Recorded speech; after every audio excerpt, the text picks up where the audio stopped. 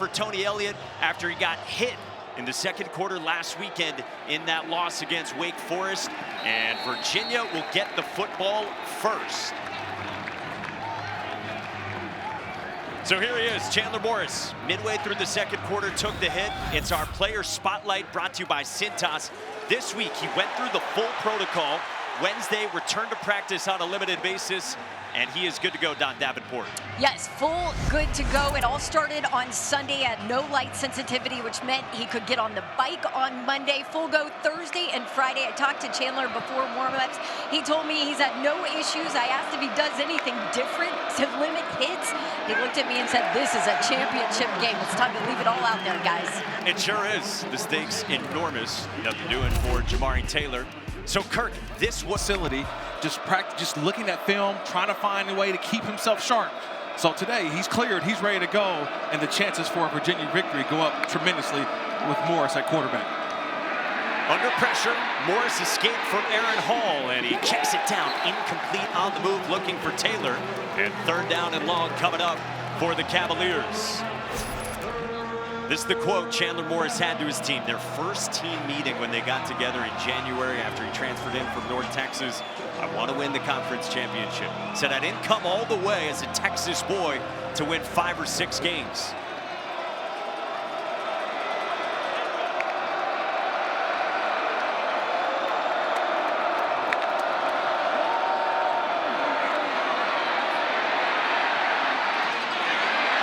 Roy, thank you very much. We are on the first drive for Virginia, and Jamari Taylor takes the check down from Chandler Morris for a 25-yard gain. And this is one of the biggest games you're going to see today in college football. Kirk Morrison, Mike Monaco, Don Davenport with you from Durham. As Jamari Taylor, one of the best running backs in the ACC, limps after the end of that run. We're a minute in. The stakes enormous for this one, Kirk. De facto elimination game in the ACC and for the college football playoff. It is an elimination game, right? You almost feel like today is Championship Saturday when it comes to the ACC. Each team vying for that spot in Charlotte in the championship game, knowing that every game now matters for the rest of the way. Harrison Whaley spells Jamari Taylor at running back, and Morris has it complete to the 45-yard line to Cam Ross. And it's huge headline news that Chandler Morris is good to go today. Sixth-year senior last week got knocked out of the game midway through the second quarter against Wake Forest, took a hit to the head while sliding. Handoff here for Whaley, and Whaley sets up third and short. So Morris goes through the protocol this week, officially got cleared earlier today. Yeah, and look, all week long, there was still, you didn't know. There was confidence around the Virginia football team, especially its head coach, that Morris would be available to play. As there's a down Duke foot and an injured player on defense. I can't get a number on that one. That's big if we're talking about the linebacking spot. Looks like Trey Freeman, number 12. But Morris being available, just the confidence now on that Virginia side, knowing that their guy, their graduate transfer senior is going to be available. Huge news for Virginia. And Kirk and Mike, I want to tell you that all of the medical boxes have been checked. Otherwise, Tony Elliott would not have let Chandler Morris play. Yeah, that's huge. He went through the protocol in full this week. Tony Elliott talked with Chandler Morris's father, Chad, the former coach, earlier this week, and they all came to an agreement, of course, in consultation with the medical folks, that Morris is good to go. And Kirk, the bigger picture to this, as Trey Freeman gets up and walks off for Duke, is that this is one of the biggest games remaining that is guaranteed in the life of Chandler Morris, with the stakes so huge for both these teams because they are right in the mix, this clump of 5 one-loss teams in the ACC. Yeah, we know Georgia Tech and Duke, they have a path if they win all the way out. But SMU, Virginia, Pittsburgh, they help their chances by wins this weekend. Virginia realized that that's what needs to happen today. So third down and 3, and again, still no Jamari Taylor after he got dinged up. So this is Harrison Whaley, 6th-year senior transfer from Wyoming, filling the spot here in a running back room that has been ravaged by injury. Xavier Brown, torn ACL. Noah Vaughn, high ankle sprain. Taylor, who's the second leading rusher in the ACC, still in discomfort on the sideline. So for now, it's Whaley. Yeah, and Whaley, he's a credible back as well. A guy who's a transfer from out of Wyoming. He's had a good season so far, 314 yards. And I think he's going to have to be the bell cow if Taylor, who I think has really been the team MVP this year, if he's not available, a lot of Whaley. Couple big third down conversions for Chandler Morris and the Cavaliers. Fake it to Ross. Morris, deep shot downfield to the end zone, incomplete. Intended for Trell Harris with a flag down. Yeah, you're going to get Jack Whitmer. He's the right tackle. He had a hold Holding on Tyshawn Reed. Number 68, 10-yard penalty, first down. Yeah, you had to buy a lot of time on out. It was a terrific rush by Tyshawn Reed. He's a situational pass rusher. He got off the football, and you'll see right here. Watch 10 come off right here. And the Whitmer just couldn't do anything but just hold on to him. Just pulls him all the way down to the ground. So it backs up this Virginia offense that was so good to start the season. But the productivity has dried up recently. There was a time halfway through the season, this was a top 10 offense in the country. Trying to get back to that form. Screen to Wood, the veteran senior receiver, and not much to it. 3 yards to the unselfish former walk-on. Well, this is what we're talking about. First 5 games, 45+ points per game in this offense coordinated by Des Kitchings. It hasn't looked the same. Why? That's a big question. I think a lot of it has to do with injuries along the offensive line. The tight end room has been ravaged by injuries as well. And then I just think that you haven't seen some receivers kind of step up as well. So we don't see that big scoring that we saw in the beginning, but they relied on this running game a lot to help them secure some victories. Morris quickly to Whaley out of the backfield, trying to turn the corner, but a sure-handed tackle by Deshaun Stone after 7. And third down and long coming up against a Duke defense that has really struggled, especially with its passing defense. It's all about keeping the Virginia Cavaliers in front of you. If you're a Duke Blue Devil today, you can't give up the big play. Don't allow these guys to get behind you. These receivers, outstanding bunch for Virginia, but you can't allow them to get behind you. It's a nice tackle right in front there by Stone. Again, already 2 big third down conversions on this drive.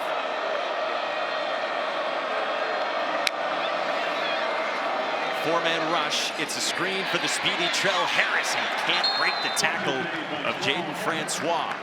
Ball's at the 30. It's right around the edge of field goal range for Will Bettridge, and the offense stays out there for Tony Elliott. And I like this call. It's early in the game. You feel like going for a field goal, kind of long. Why not? Let's run our best play. Let's get our best offensive play together and try to keep the chains moving. Now, Trell Harris is the best wide receiver for Virginia. He just came off the field. Eli Wood checks in, maybe indicates run here. Yeah, big-time run. Again, still Whaley for Taylor. They're going to roll Morris. Quick hitter, and that is caught. And did they have enough? Right near the sticks by Cam Ross. Looks like it's enough for a first down. Duke's defense thought they got to stop, but that is apparently enough for a first down. Yeah, you already see that this Virginia team's already on the ball. Virginia's hurrying to snap it. Morris fires incomplete, intended for Ross on a play that was very close on fourth down. Very close. Couldn't even get a chance to get it to replay, but it looked like the line the game was made, and that's all you wanted. So we were thinking run, run, run. They go quick sprint out to the right. You go to your best receiver. You go to the guy who you think in that moment is going to make the play. And whenever he goes in motion, number 6, Cam Ross, he is their guy.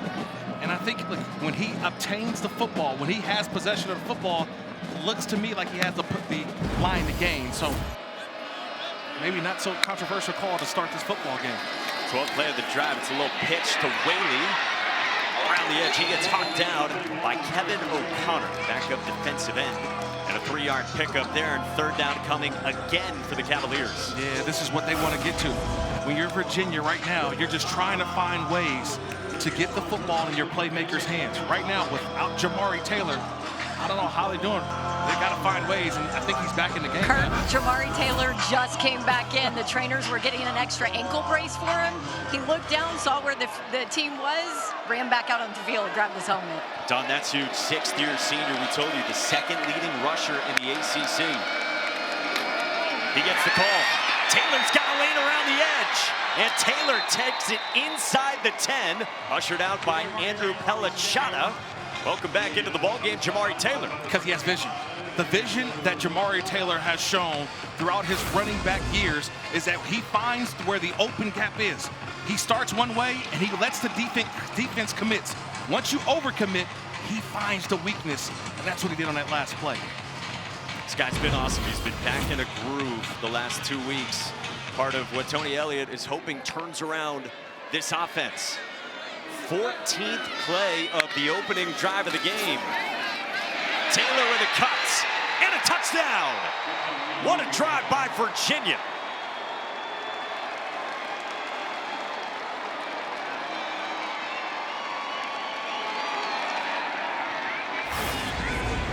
I just want you to count the missed tackles. Let's just count the missed tackles. Here we go. Ready? Let's go. That's one. There goes two. There goes three. 4 missed tackles right there in a close range of Jamari Taylor. You saw what the offense looked like when he was on the sideline for a few brief plays. He gets back into the game. Explosives and touchdown. Virginia, the Hoos are up. Virginia's offensive coordinator, Des Kitchings, told us this week, this game today is an early version of the playoffs. They knew what the stakes were. And how about the offense stepping up in a massive way to start this showdown with Duke? Got a good one going in Durham.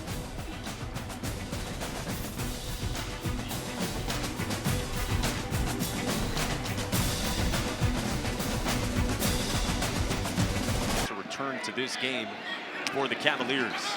Samir Hagans has a couple kick return touchdowns in his career, but he gets popped at the 15.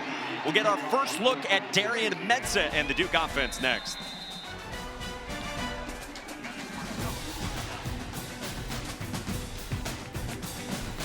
Ball security is going to be huge on both sides today.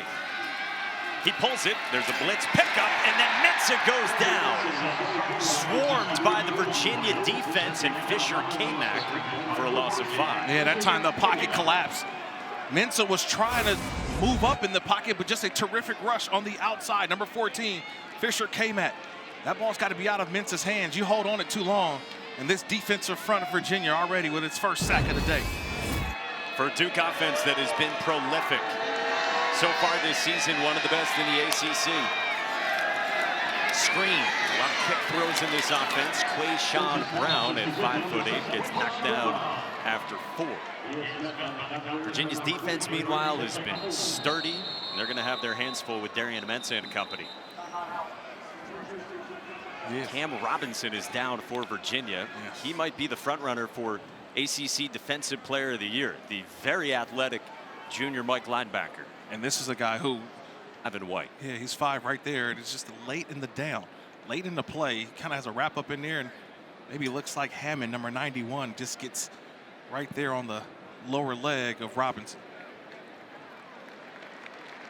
If you're a Virginia fan, you were watching this saying, can we play a game, much less a quarter, without huge pieces on our team dealing with injuries? I mean, the first drive, we showed you Jamari Taylor getting that ankle worked on, and now your best defensive player, heck, maybe the best player on your entire team. Well, I mean, you talked about it. I've talked about it this week. We were saying this could be your ACC Defensive Player of the Year. He's that good of a football player.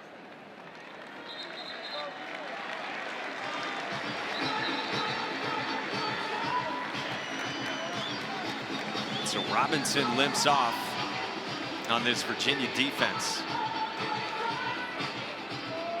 They got ravaged at corner with injuries before the season even began. Linebacker has stayed relatively healthy for Tony Elliott and John Brzezinski. Sets up 3rd down and long for Duke.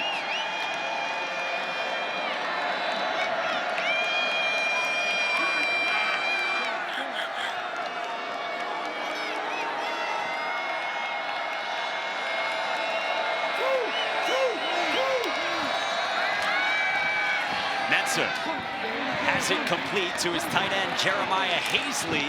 He is close, but about a yard short of a 1st down. Virginia clamps down on Hazley after a 10-yard pickup, and it's 4th down. Yeah, nice job by Virginia. They saw the look, and they actually audible to their look. They changed up their scheme. They went to a cover 2, forcing Mensah to have to check the ball underneath. You're hoping that the tight end, Hazley, can make a guy miss, but terrific tackling on that last one by Virginia.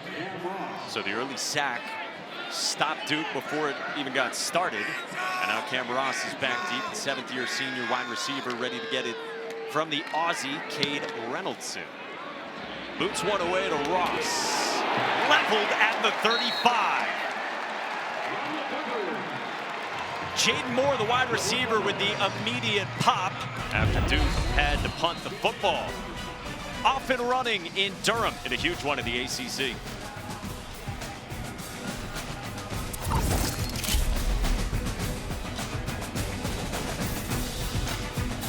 In his 2 years as the head coach here at the Blue Devils. Chandler Morris with a little pop pass to Cam Ross. Got a big block. There is a flag down at the scene of that block. Yeah, I think they get Trell Harris with a block in the back. And what would be a 7-yard pickup to Ross. We will check in with Adam Savoie leading up this ACC. After discussion, there is no foul for blocking the back. Second down. So the 7-yard pickup stands with Chandler Morris back. This was the hit last week midway through the second quarter. A hit to the head that drew a personal foul penalty. No targeting on the play. And then Kirk goes through the protocol and he's back today. Yeah, the protocol all week long was really, was he going to be available? Didn't have a full practice until Wednesday of this week. Jamari Taylor off the left side. He's about a yard short. Third down and 1. What have you seen from Morris this season with Virginia?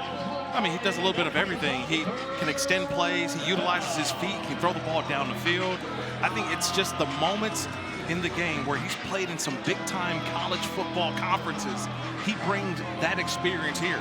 And it's those moments that help a lot of these guys on this Virginia team that have not played in those big-time games. Third down and 1. They bring in an extra offensive lineman, John Adair. Freshman at 280 pounds, has not played very much this season.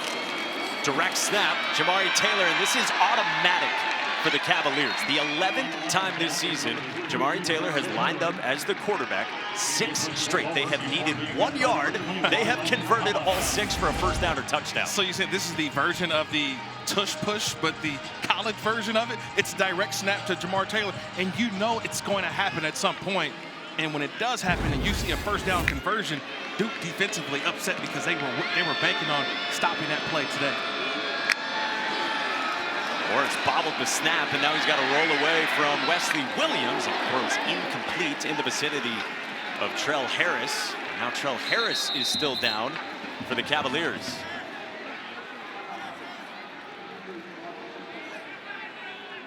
Chandler Rivers, the stud corner, delivered the hit on the senior wideout Trell Harris. And they're going to need Trell Harris. He's a guy that, look, one of their speedsters on the offense. And this is one that just gets him right there. He's not able to protect himself. He's going back to try to catch the football. And it's those types of hits when you're not able to protect yourself, get you right there in the side.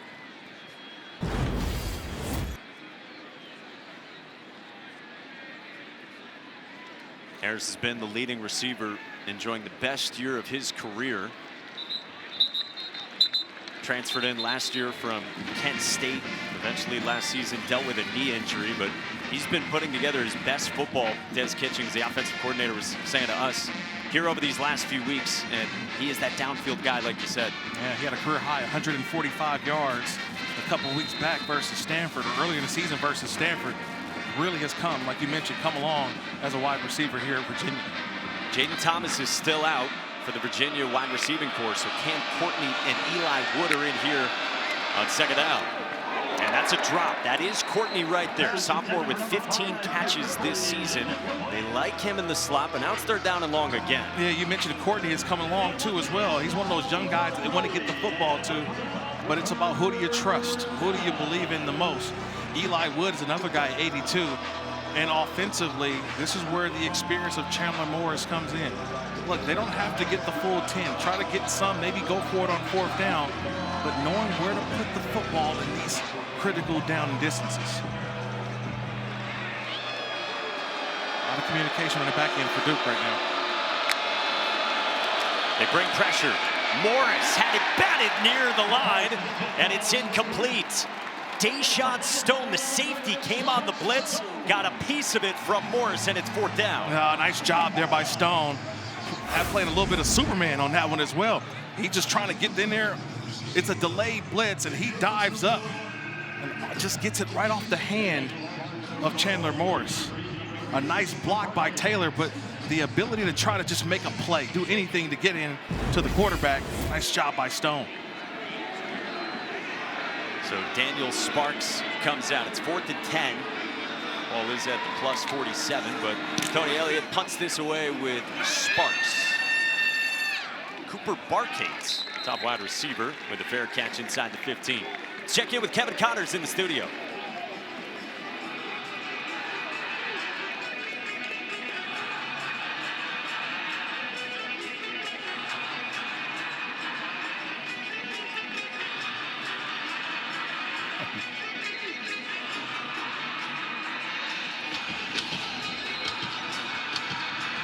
That's what Clemson was trying to do, giving it to Peter Woods all those times in the red zone last night. Yeah, but I guess this is, I mean, Rodriguez right now has put himself full-on candidacy right now for the Heisman Trophy, one of the best in college football.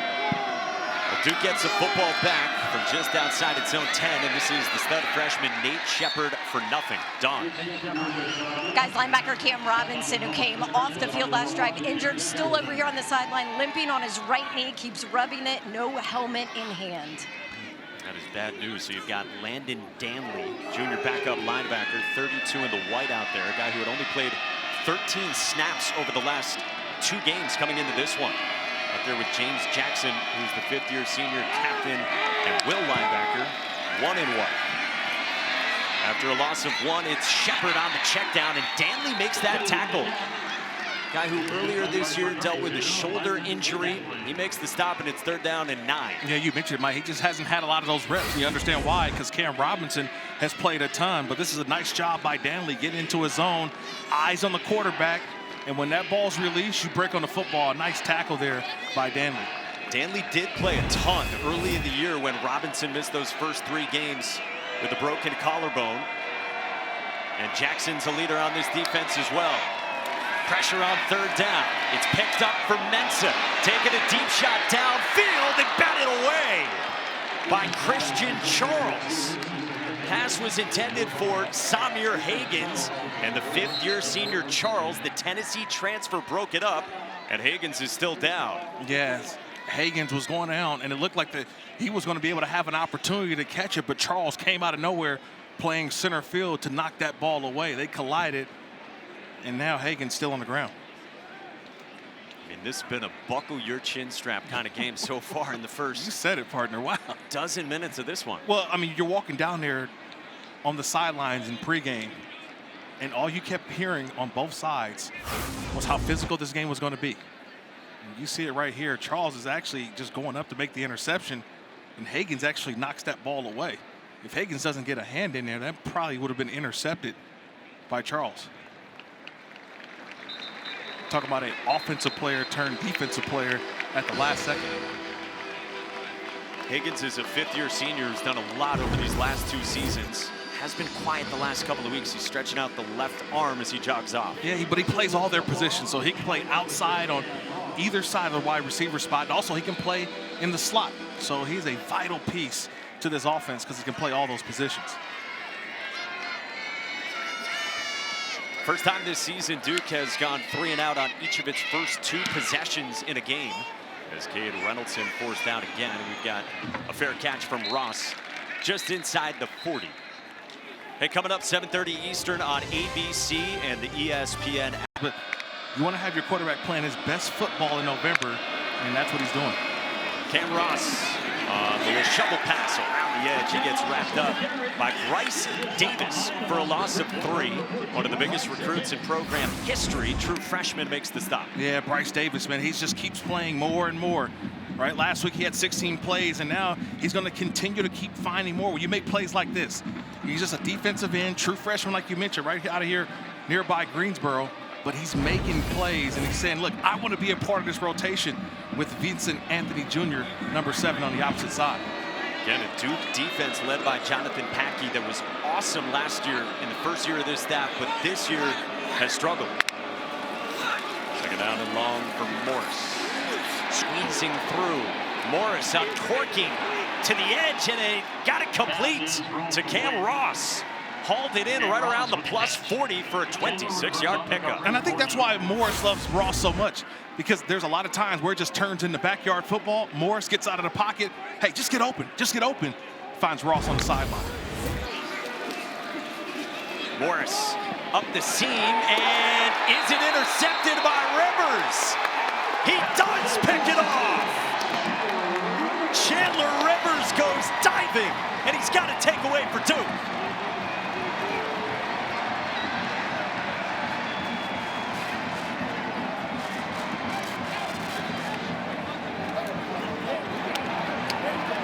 It's all about doing your job, and when your best players start to make plays, it's exciting to see. Number 0, Chandler Rivers, he's just staying in his zone, and he's able to keep eyes back on the quarterback and makes a tremendous play on the football. He's got both hands underneath that. He maintains possession, and that's an interception. A nice job by Rivers, but coach has been preaching all week long that they've got to show more emotion, more reaction. And that defense just made a play, and you saw the reaction of those Blue Devils.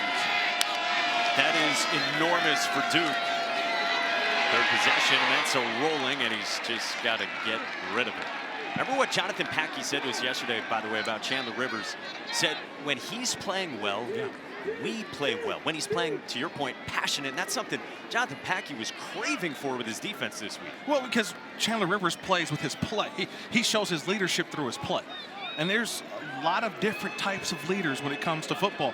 There's some who are vocal, but there's some who say, hey, watch me. And when Chandler Rivers right on that last was, hey, watch me make a play, maybe it gets the offense going too. Here is Shepard. His foot in the ground. He gets swung down by Daniel Rickard out to the 18-yard line. And maybe that was the play that gets this offense going for Duke. You mentioned to open his game, back-to-back 3-and-outs, and here they are, another 3rd and 4. It seems like right now this offense trying to find something, trying to find a spark offensively to get that first down of the game. And it's been an awesome offense orchestrated by Darian Mensa. 16th in the country in yards per play, 22nd in the country in scoring offense. They get 35 points per game. They haven't went after Barcate yet. 18 in the blue. On 3rd down, Mensa to the sideline, batted away. Intended for Samir Hagans, and Donovan Platt says, no. Yeah, he straps in right there, put the seatbelt on, says, no, he's covered. He's all the way covered. Nice job and nice patience by Platt. See how he stays on top and he reacts to the football. See, he plays the football, not the man. He reacts and knocks that football down. Still, we're a couple of drives in, and Cooper Barcate, their leading receiver for Duke, I don't have any targets to him right now. Number 18, he's got to see the ball. That's 3 series or 3 drives and no throws to Barcate. Yeah, that's the guy who leads the ACC in receiving yards. The Harvard transfer in Barcate. We got a flag down as this one takes a hop and settles at the 40. We'll check the marker in the final minute here of the first. During the kick, holding, receiving team, number 9. 10-yard penalty from the end of the kick. First down, Virginia. Let's take a look at the college football headline. Side shot, but that was a non-conference game that they lost, so probably the only way they can get in is a conference championship, which they'll need a lot of help.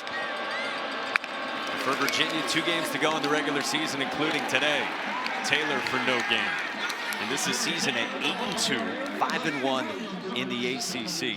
They had the loss 16-9 against Wake Forest, and Tony Elliott trying to get this group back on track. Yeah, they were at home last week, and it's one of those losses, and they hadn't lost a football game since the weekend after Labor Day. Yeah, I was still wearing white back then, Mike. But still, you got to remember how long ago that was. So he said this past week, it was a great refocus for his football team. Taylor with a jump cut, but Luke Murgott violently swings him down, and that will close down the first quarter here at Wallace Wade Stadium. With a 3rd down coming up, when we 8 from their own 32. Trell Harris back in the game for the Cavaliers.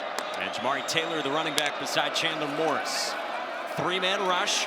Morris under pressure anyway from Anthony, and he got it to the edge for Trell Harris, who made a bobbling catch for a first down. Well, great to see Trell Harris back on the field. Remember, he was banged up on the last series. Here comes the mesh route. That means you're going to get 2 underneath crossers, and you had to allow this one to develop, but extending the play as Morris, just a little toss to Harris, got 2 feet in bounds. That's a first down.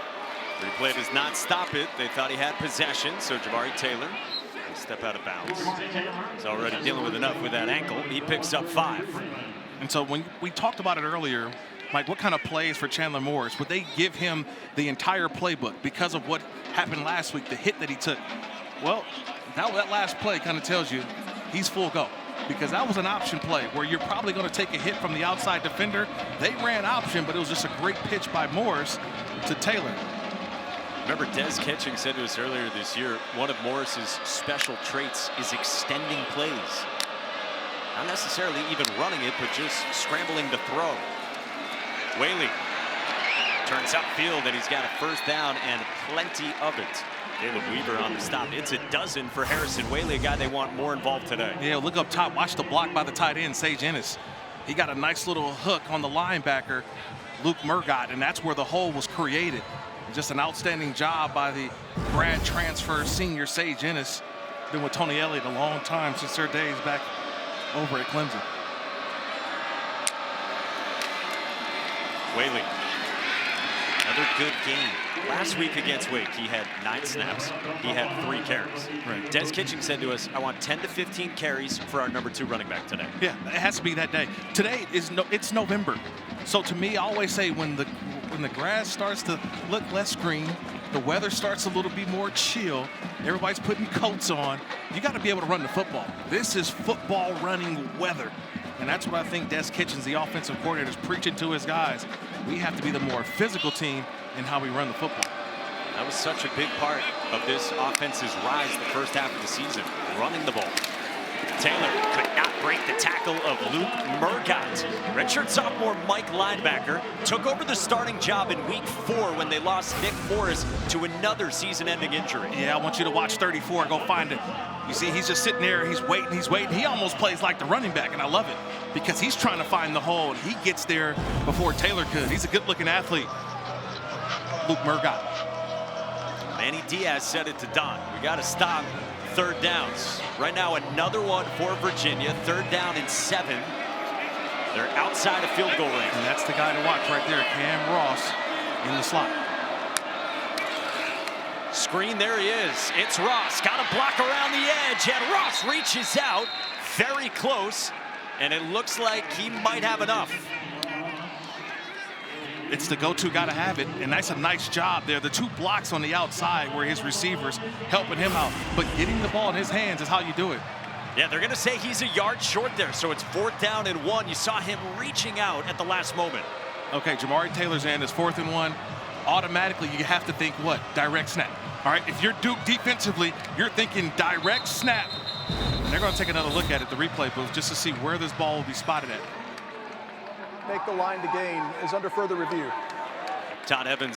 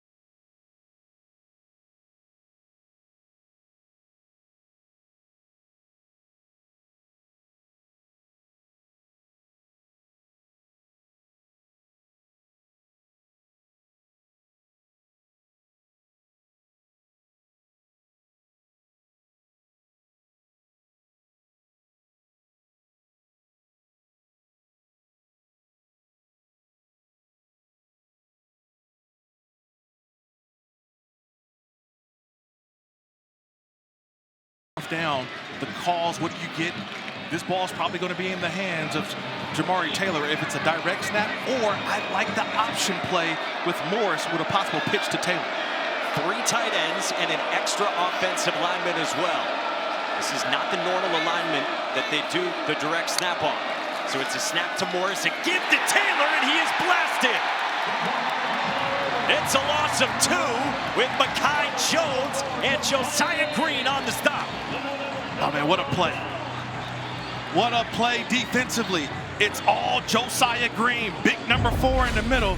He swims through, he gets through, he makes the tackle on Jamari Taylor. And the Blue Devils, they get a stop. Now it's time to wake up the offense. PPV. Wallace Wade Stadium, Durham, North Carolina, for a huge de facto elimination game for a trip to the ACC title game. Darian Mensah and Duke down by 7 against Virginia. Mensah directing, and he tiptoes out of bounds right around the 40. So you asked it going to break, can they get their offense in gear? Yeah, I think that's a positive play, though. They got a positive play on first down. So now you're getting into a little bit of a rhythm, because now you're saying, hey, 2nd and 4, one of the hardest, I think, down and distances to defense, because you can go with the run or the pass. But getting Nate Shepard going as well, the true freshman running back, who is 6th in the ACC in rushing yards. Gets it here, and he is explosive. Well, you can see the suddenness to Nate Shepard, the native of Louisiana, for 8. Yeah, that whole offensive line caved down. Just watch that right side. See, everybody caves everything down, but it's the acceleration of Shepard. That's what I've loved watching him all week long, the way he accelerates through the hole. Gets it again, and Shepard nearly slipped out of a tackle a la Jeremiah Love. This guy was an early enrollee, first live scrimmage with tackling. Nate Shepard made 6 guys miss on a run, took it 70 yards to the house. We asked Nate this week, does he remember it? He said, oh yeah, it was inside zone. He's been awesome in a bigger role. Gets wrapped up there. Sure-handed tackle by Devin Neal for no gain, and 3rd down coming. That's a big 3rd down, because this is the first probably negative play of this drive, but it's really been the runs. 3 consecutive runs, and there's Jonathan Brewer, the offensive coordinator, getting some calls in. You almost feel that he's got 4-down territory. The way this game's going so far, you feel 4-down territory on this side of the 50 for Duke. Big Anderson Castle, 4 and blue, checks in. 6th-year senior who can catch the ball out of the backfield. Got pressure. They see the pressure. Pavard just showed the pressure from the Virginia side. Now they check out of it, so Virginia checks out of their pressure, and now the check by Mensah. The play clock winding down. Mensah climbs the pocket. Mensah goes spinning, and Darian Mensah's got a first down with his legs. You don't see that a ton, but that was nifty. Oh, that was nifty. He made Landon Danley, the linebacker, remember he's in for Cam Robinson, he made him miss. It's a quick little spin move, but they got enough what they needed. And that's the first down for this Duke offense. Here's Castle, wrapped up by Jacob Holmes. You know, we were talking with Manny Diaz about his offense. He is so confident in this group. He told us, it seems that we're the only ones capable of stopping us. So it is so rare to see those 3 3-and-outs. Yeah, I think what's very rare is how this team plays versus their conference opponents versus the non-conference. They haven't been good in non-conference this year, Duke hasn't. But it's something about the way they played in these conference games. They've been able to play a lot better, especially at home. Remember, they control their own destiny of those 5 one-loss teams in the ACC. Only them and Georgia Tech both do. And so with the check down, here is Castle, always falling forward. He gets 4. Jordan Robinson, the corner, on the stop. 5 and 4 overall, 4 and 1 in the ACC. Last week at UConn against a very good quarterback in Joe Fignano, who the nation's learning about. But a 37-34 loss. Manny Diaz has been telling his team, the trick is you got to do it every single week after that win at Clemson. They bring in the extra tight end, Tony Boggs, 46. And now they got to give enough time for Virginia to substitute. And I think that's what Manny Diaz is upset about, a late substitution. But you got to give Virginia time to substitute as well. Play clock winding down. Got the snap away. Castle the give, running straight ahead at Jackson. And Castle gets stacked up a couple of yards short.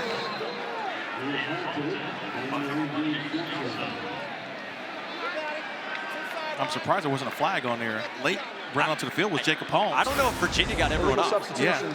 Defense, Watch 12 all the players way in at the field top. with Yeah, there it is. They got the 5-yard call. penalty results Here's the in guy first right down. here. That's Jacob. That's Jacob Holmes. He was the 12th defender. He didn't get off as that snap was made by Mensah. Again, the late substitution with the extra tight end by Duke forced Virginia to have to substitute. But then they were like, wait, which package are we in? Holmes got it late, didn't get off the field in time. So fresh set of downs from inside the 30 for the Blue Devils on the move. Still haven't heard from Cooper Barkade so far. Mensah fires toward the end zone, just out of the reach of his good buddy Quayshawn Brown.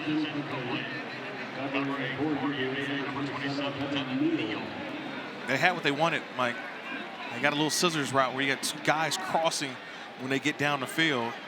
And that time just Mensah missed out on that one. I think it was just the timing was off and great defense there by Virginia. Again, you've been clamoring for Cooper Barkade. He's bottom of your screen, matched up with the long-limbed Jordan Robinson. Still does not have a target.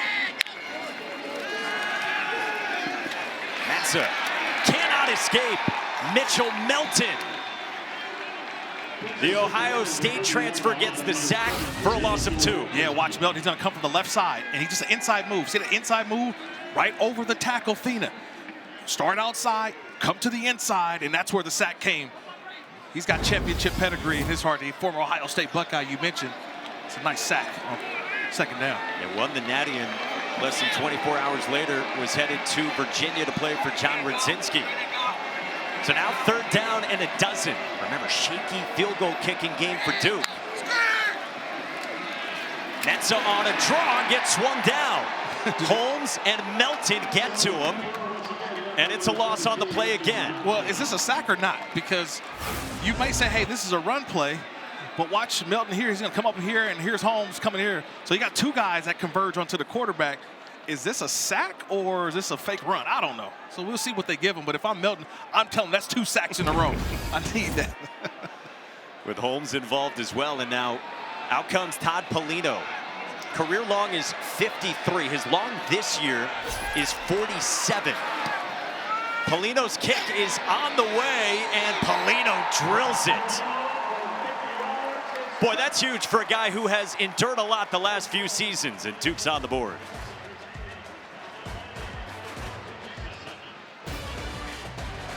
Champions Classic, Duke in action against Aaron Peterson at Kansas on Tuesday, 9 Eastern. 5.5 to go until halftime in a 4-point game.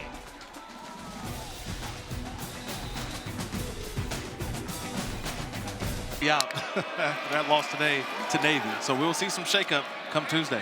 Chandler Morris takes a shot for Trell Harris, who makes the catch, adjusting into plus territory. This is a nice job by Trell Harris. First of all, one thing you notice when you watch Virginia tape, the guy who goes in motion usually is the guy who gets the football. And Trell Harris that time just runs an outside route and leaves the defenders in the dust. Morris throws so well on the run. It's been one of his best traits through all the years and all the stops in college football. Whaley off the left side, nothing doing. Remember, in the secondary for Duke as well, they've got Chandler Rivers, who had the interception earlier. They've been playing a lot with Landon Callahan, a redshirt freshman.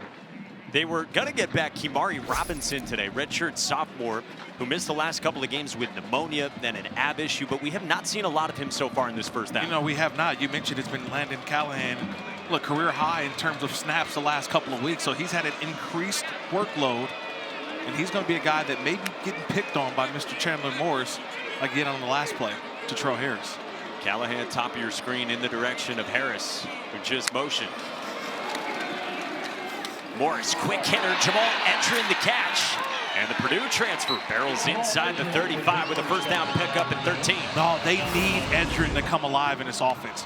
On the left side of the screen, they need their big body receiver, 6'3", 221, to really come alive. Last week, only had 1 catch against Wake Forest. This is the big play threat in their offense, and you can see the production. First 2 games of the last 4, outstanding. Last couple of weeks just had tough sledding getting the football. Yeah, that's the role they want him in, short and intermediate with that huge frame at 6'3", 221. Whaley, he gets swung down by Murgat, just 2 yards. Boy, Murgat's a ton of fun. We were watching him down on the field during warm-ups with the mullet and all. He's got the mullet. He had a little headband on. He looks like a lacrosse player, but he's also has this. He looks like an outside linebacker playing inside, right? And he just looks like a maniac. Let's just be honest. He looks like a line. You ever see a guy walk by and say, that dude plays linebacker? That's Murgat. You can tell. Look at the face paint. Trust me, he refuses to be blocked. 2nd down and 9. Whaley again barely got the handoff, and he goes spinning into the arms of Weaver to the 30. Dawn. Yeah, you guys described Murgat perfectly. I got to talk to him this week. Now, he was talking about how the game speed has finally slowed down. Number 0. And 10-yard penalty. 2nd down. there you go. You heard that flag there. Yeah. The speed's finally slowed down. He can digest the game quicker. He only played about 10 snaps a game, guys, last season. So, Kirk, you're going to like this. Yeah. He compared it to the first time you ever cooked eggs for breakfast. It's never going to be as good as the 50th time you cook it. So he's feeling more like a chef here later in the season. I figure any food, example for you're all in on that one, right? Wait, but he didn't say were there over easy or scrambled. Trust me, because the over easy, it took me a while to get there. That's right. Scrambled, you can do that. Just what he say, just cook them until they stop, till they're still. That's easy. Scrambled eggs. He's the team nutritionist as well, apparently. 2nd down and long after the holding, wiped out the run, and that's complete to Trell Harris. He gets swung down. 3rd down coming up. 2.5 to go until halftime. We got a 1-score game with Virginia driving right on the edge of field.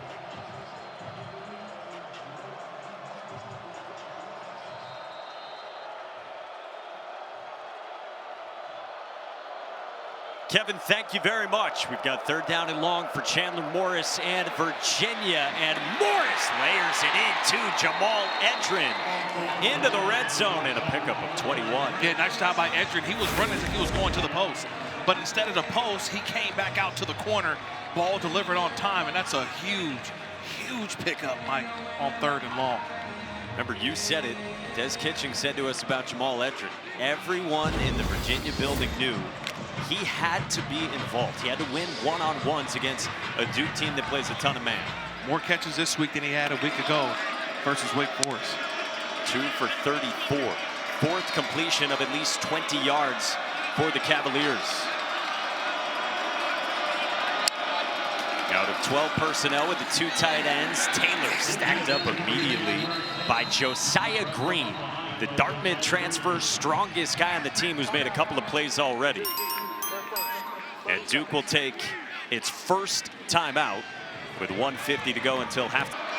Yeah, they'll have Louisville next weekend after Louisville went down, had so many chances to win it last night. All right, 2nd down and 10 from the 17. 3 timeouts for Virginia, the 2 still for Manny Diaz. Taylor a run, and he lowers the shoulder on Murgat and pushes the pile for a 5-yard pickup. Timeout. Duke, their second. 30 seconds. 3rd down and 5. Virginia 6 of 9 on 3rd downs. Duke showing pressure. Morris on the roll. Backpedaling. Floats it, and he's got Zay Jettis for a Cavaliers touchdown.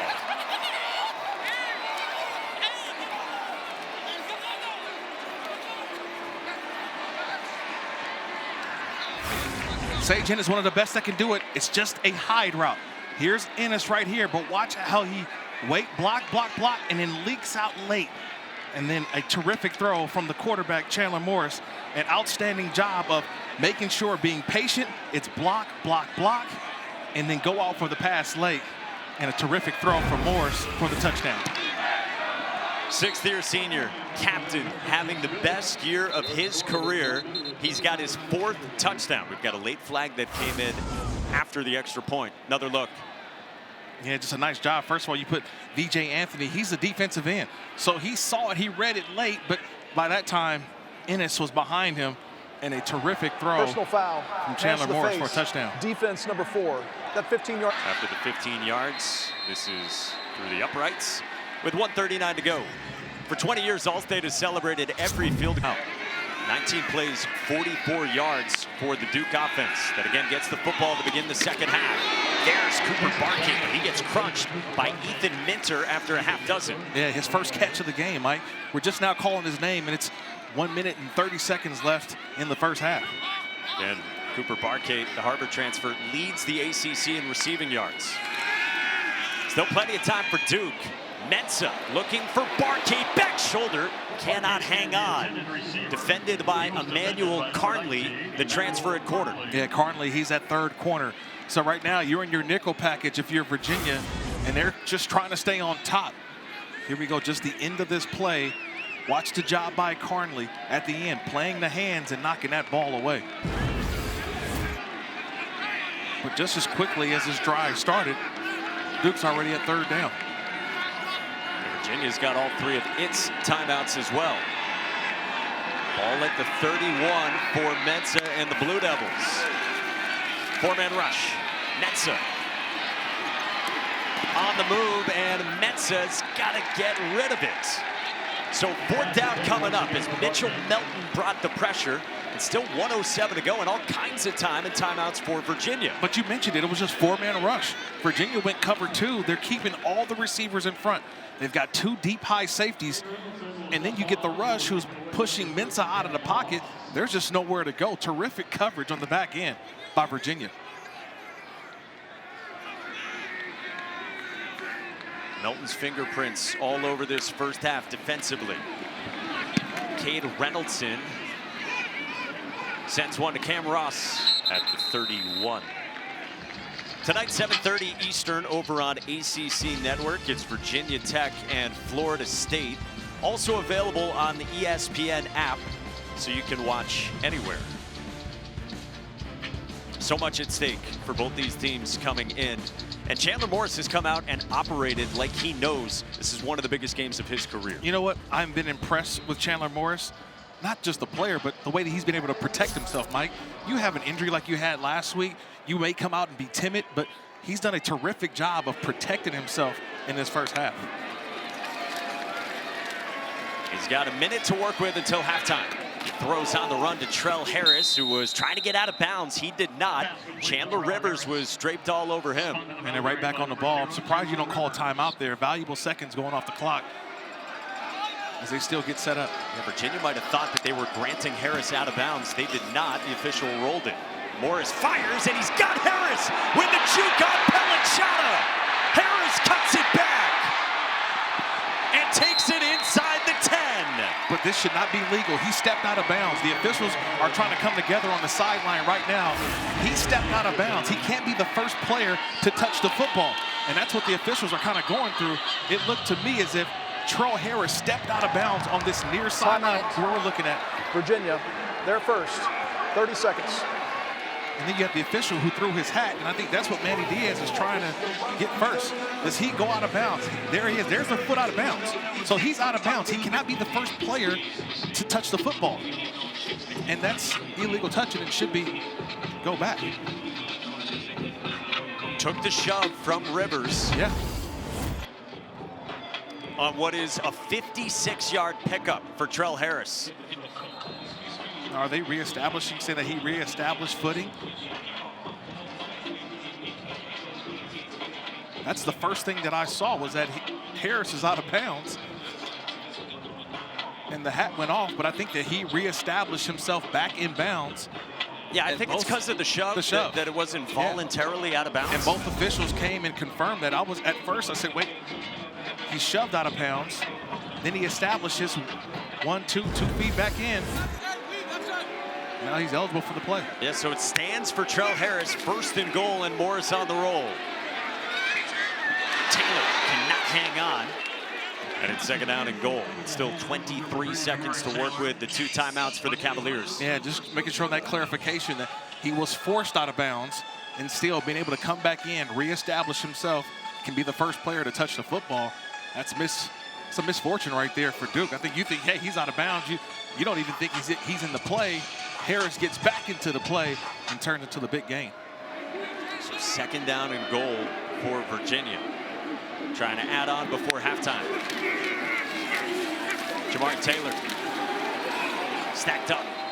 Luke Murgott in on another tackle. It's about a yard. Tony Elliott calls his final time. Timeout. Or still got 2 more Virginia, timeouts. their second. 30 seconds. So 1 remaining for Tony Elliott. His team has been the Cardiac Cavaliers for so much of this season. Fastest field storming ever against Florida State. The next week going to overtime yet again to beat Louisville. Week 8 it was a safety after a huge mistake by Washington State on a punt return fair catch. Week 9, Bill Belichick in overtime went for the win. Virginia stopped him. Week 10 at Cal, it was a 1-score game until big play Cam Robinson put it on ice for Virginia, who has played in all of these wild games throughout the season. It's been a dream year, and what a season in year 4 for Tony Elliott. And this is what Tony Elliott, when he first got the job 3 seasons prior to this, he wanted these moments, and he knew it was going to be difficult to get here. But this is the moments that he talked about playing big-time football, which what he calls the championship part of the season, which is the month of November. So 3rd down and goal. A first half that has been controlled by Virginia.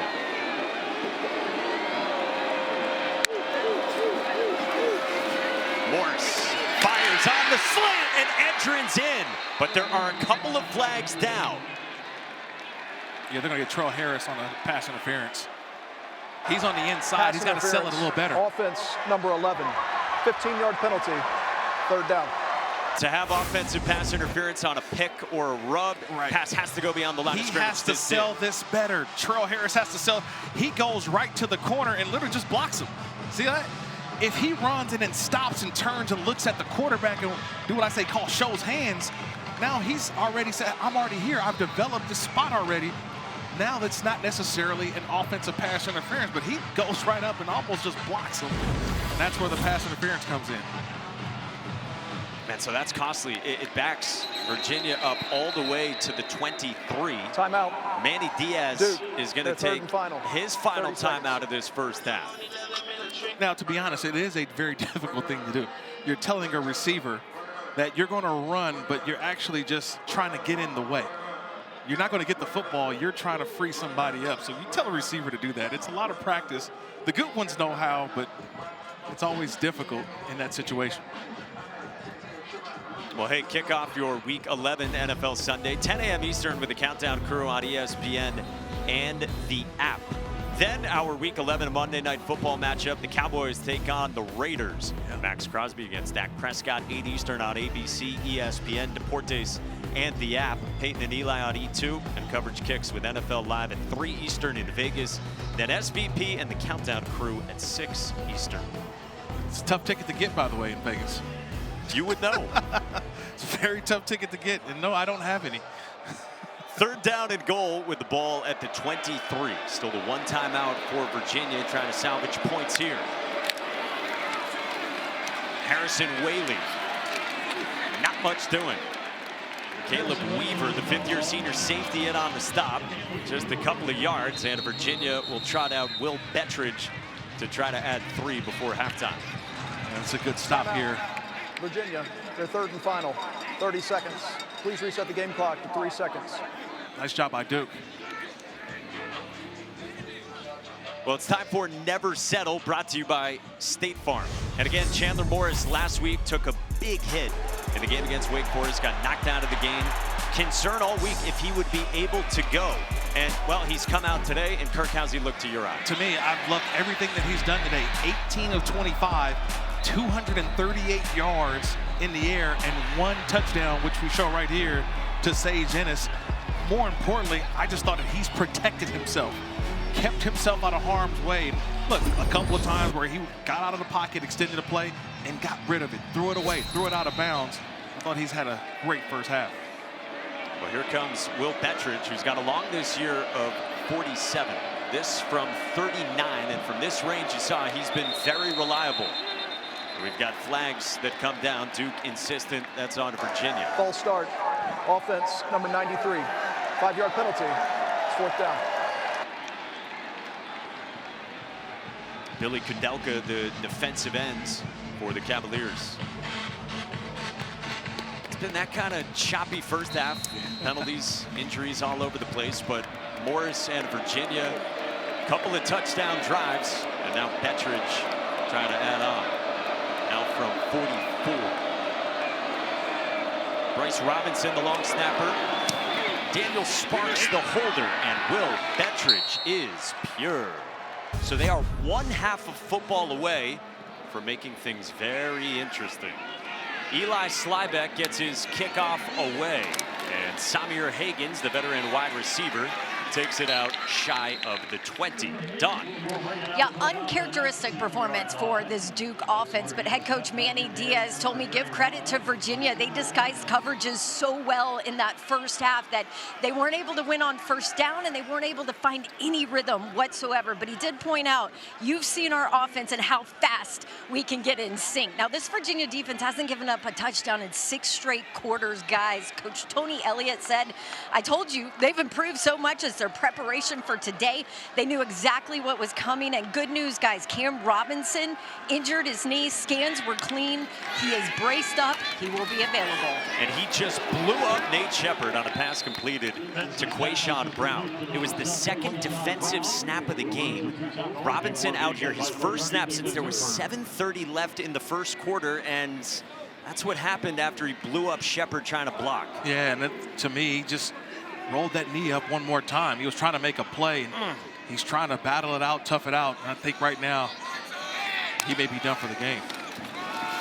Shepard navigates, and Shepard finishes a run on Devin Neal for a first down. Let's go back to the snap and watch what happened to Cam Robinson, who was flexed out in the slot. Watch number 5 right here. He's in the middle of the screen. He's trying to go make the play, but just watch. It's like he kind of got rolled up a little bit by Nate Shepard. And he stayed down the ground for a while and maybe just realized, you know what, I'm trying to gut this one out. I don't know if I can be 100% for my team. Shepard straight up the middle at Devin Neal. Well, it was 2 snaps that they had Cam Robinson. He got injured on the screen to Quayshawn Brown in the first quarter. So we're praising John Radzinski's defense. I mean, they did essentially all of it without maybe the front runner for ACC Defensive Player of the Year. He's just a playmaker. You know, he's got playmaking abilities in terms of interception return for touchdown, tackles for loss in the backfield. He just does so many things, and he's got a lot of energy on this defense as well. So that has been a huge loss and continues to be for the Cavaliers. Anderson Castle got wrangled down by Hunter Osborne. 3-yard pickup. Third down coming up, and a first down is paramount for this Duke offense. Yeah, only 4 for the game so far for Duke offensively. So now only 3 in the first half. They've got to find a way to get into a rhythm. I've seen running the football so far to start this drive a couple of times to Shepard, last one to Castle, but it's what you do right here on this third down. Duke had just the 50 yards in the first half compared to 308 for Virginia. Duke 1 of 6 on third downs. Oh, wow. With Castle, and he gets popped by Daniel Ricker. The 6th-year senior defensive end transfer from Tennessee Tech. Wow, what a play by Rickard. He lined up, and he was behind the stack. So you had 2 defensive tackles shooting the A-gap, and Rickard, he looped all the way around for the sack. Watch. See, he's right here. Rickard, he's right here, and he's going to wait and then come right there for the big play. Nice job. That late stunt, and he comes free in the tackle on Castle. 5th TFL for the Virginia defense. Cade Reynoldson's punt backed up Cam Ross to the 9, and Ross picks up just a couple before he got hawked down by Tyshawn Reed. Rickard and the hoop. The season versus where they are right now, the offense has been lackluster, but a lot of it is fueled by their defense. It's got them in some great positions to make some plays in the first half. This is Virginia's worst starting field position today, and Jamari Taylor tried to break a tackle of Trey Freeman. 3-yard pickup. Freeman, the 5th-year senior will linebacker, in on the stop against the 2nd leading rusher in the ACC. Yeah, 21 carries in that first half between Jamari Taylor and Harrison Whaley. So getting the run game is paramount for this offense. When you got a 2-score lead, this is where you want that running game to really start to wear down this Duke defense. Pre-snap shifting and motioning from Virginia. Against a 4-man rush, Morris climbs, Morris scrambles and tiptoes out of bounds. 3rd down and short coming up. We asked Des Kitchings what had happened to the offense, and he said it wasn't anything big. He and Tony Elliott have been saying it's a game of inches, and they just felt like the level of strain wasn't maybe quite there down the stretch to be as effective as an offense. But they did say that the explosive plays through the passing game had dried up. Those have returned today. Yeah, and also mistakes, penalties, and last week, very uncharacteristic, 3 turnovers offensively. On 3rd and short, it's Taylor with a lane and more. There is a flag down as Taylor spins past the 35 before Trey Freeman brought him down after 17, but we'll check the marker. I think it's going to be offsides on VJ Anthony. Number 7, he's at the top. He's actually the one that left the void open that allowed Taylor to get the yards. Fouls by both teams on the play. Holding, offense number 68. Offside, defense number 7. Those fouls offset. It's 3rd down. So they get Anthony, and then also the right tackle for Virginia, Jack Whitmer. So here's Anthony. So Anthony's on this side right here. He's jumping offside, but then on the opposite side is where the holding comes in. So that's a tough one. Very tough, because the run's on the opposite side. That's at 68 Whitmer. He's the right tackle. And that play was ran to the left. So we'll reset on 3rd down and 2. Wood in motion. Taylor again, or rather Whaley straight ahead for a 1st down. You said steady diet of Jamari Taylor and then Harrison Whaley in the 1st half for Des Kitchings. Yeah, why not? If it's not broke, don't fix it. So keep running the football. You love what you're doing, bringing in extra tight ends, you're bringing in extra offensive linemen, but it also taking what? Pressure off of your quarterback. That's the most important thing, keeping him upright and healthy. That's the way this game is going right now for Virginia. And to take some of the runs off of Chandler Morris, who on that scramble on 2nd down in the previous series had his 1st run tonight. Morris got away from Green around the corner. 2nd run for Chandler Morris, picks up positive yardage and 2nd down and medium. Well, you see where he's running to, by the way. Last week, he was running upfield. He was getting vertical. This time, he's actually running lateral, trying to get to the sideline, getting out of bounds, so he doesn't take the hits like he did last week. Last week was one of those bang-bang hits. He's sliding, the defender comes in. This time, he's not even letting the defender get close to him. He's running straight out of bounds. Against this Jonathan Patke-led Duke defense.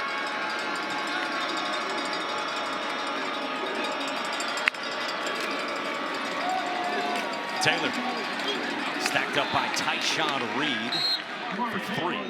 Yeah, Virginia knew it wasn't going to change how Chandler Morris plays. Right. Tony Elliott said to us, we can't fix the brain. They know the seriousness of going through protocol. But Tony Elliott did talk to Chandler's father, Chad Morris, the former coach, Wednesday night. Everyone was on the same page, including the medical folks, about Chandler Morris, his ability to return, and if he needs to run tonight. I love what he said. I could fix a shoulder, I could fix a knee, but we cannot fix the brain. Chad Morris trying to stay incognito, by the way. We have cameras everywhere. We will find you, and did. 3rd down, and Morris fits it into Trell Harris.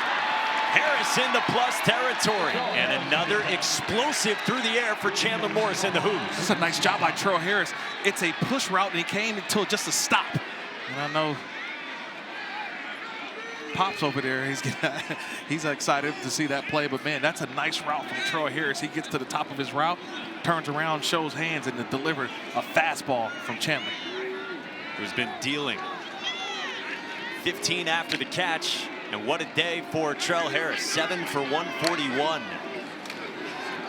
Fake it, tried to screen it, and incomplete toward Taylor. Duke snuffed it out with David Anderson on the scene, bringing the pressure. That's the first time we've seen the back of the jersey get dirty for Chandler. That time just trying to fake everybody out. This is the first hit he's taken in this football game. Right, David Anderson coming through, and you get worried anytime you see the quarterback go to the ground. It's a legal hit there by David Anderson.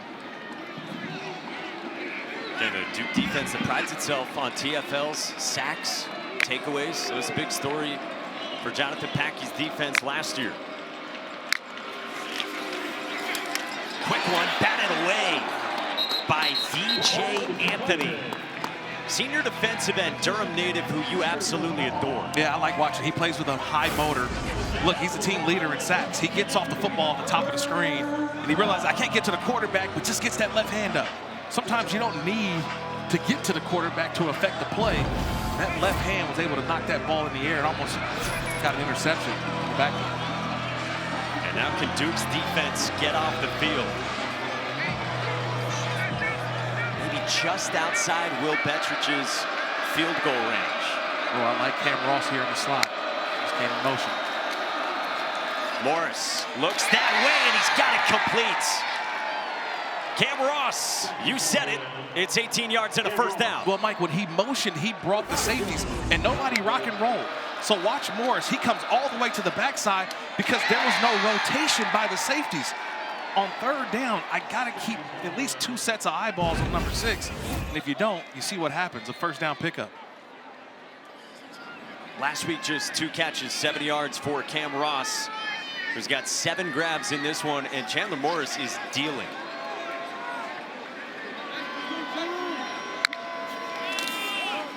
Fake it to Taylor.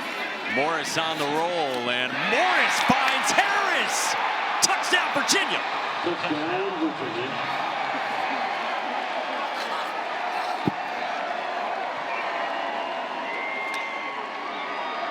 How do you buy time? How do you buy time to let the route develop? I want you to watch Trell Harris here. He's going to be right here. He just waits the wait, and he just drags all the way across it, and he stops right there. And watch how Morris buys time. You talked about it earlier, Mike. He extends plays. He extended the play long enough to allow Trell Harris to find a soft spot in the zone, and he just powered his way in for the touchdown. Last year in North Texas, Chandler Morris's head coach was a guy named Eric Morris, who worked with Cam Ward and Patrick Mahomes.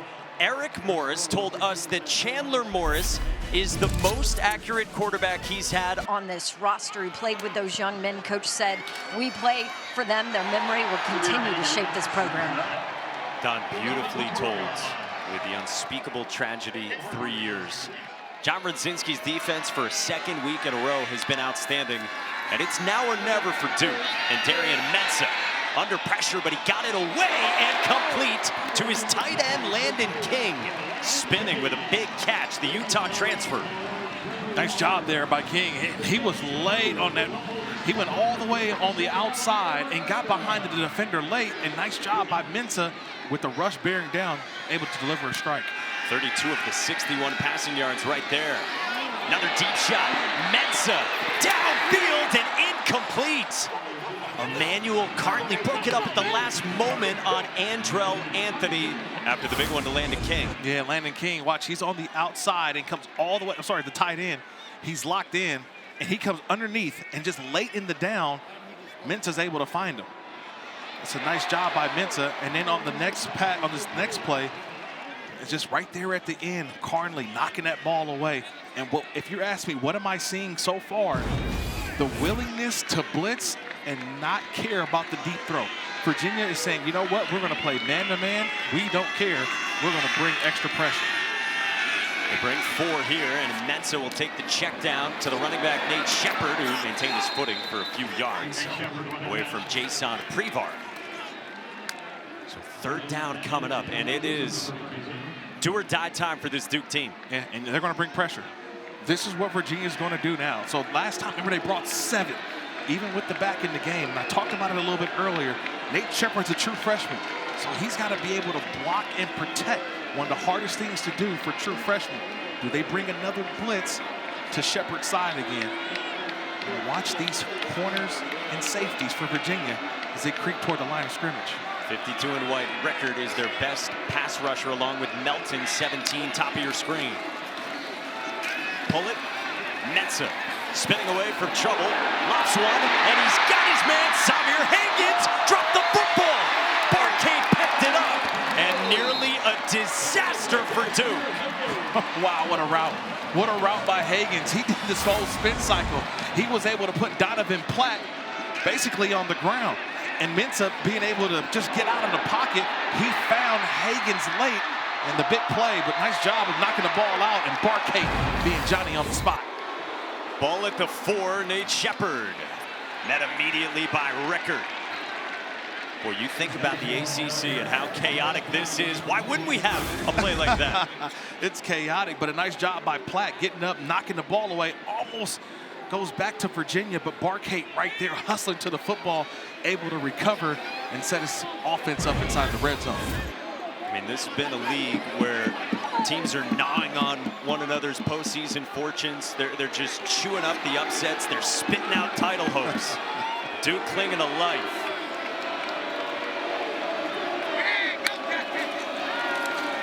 Four-man rush.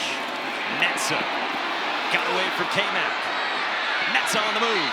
Plant still scanning. Netza throws for the end zone. Incomplete. Brown and Barkate collided with Emmanuel Carnley in coverage for Virginia. And Brown slow to get up. Yeah, he had Kayshawn Brown. Watch this route by him. He's going to go up, and he's going to get over there to the back of the end zone. That's where Mensah wanted to go with the football right away. Look, he's looking at it. But it's the pressure that makes him stop and have to step up in the pocket. And now it just turns into backyard football for Mensah. He just threw one up. Very dangerous for the quarterback, throwing back across the field. Quayshawn Brown, you see on the sideline, he's their second leading receiver after he collided with Barkate. And now third down and goal. Netza to the end zone. It's tipped and incomplete. Devin Neal, the safety, tipped it, and it's fourth down and goal. And you probably need to keep the offense on the field. Yeah, there's no kicker coming out in the field. They're staying with it. You're down 3 touchdowns, 3 scores. Field goal doesn't do anything for you in this one. But a nice job by Neal. See him right there at the top of the screen on the right. He's just eyeing. He's looking at the quarterback the entire time and is able to get that right hand up. That's a nice job in coverage by Neal. He didn't have anyone to guard, but he looked at the eyes of Mensah. Mensah's eyes took him to the play. Last 2 games, Duke is 7 of 7 on fourth downs, but they need 8 here. Netza is stripped by Mitchell Melton. Virginia's defense has been dominant at Duke. Talk about championship pedigree. Here's the championship pedigree right here.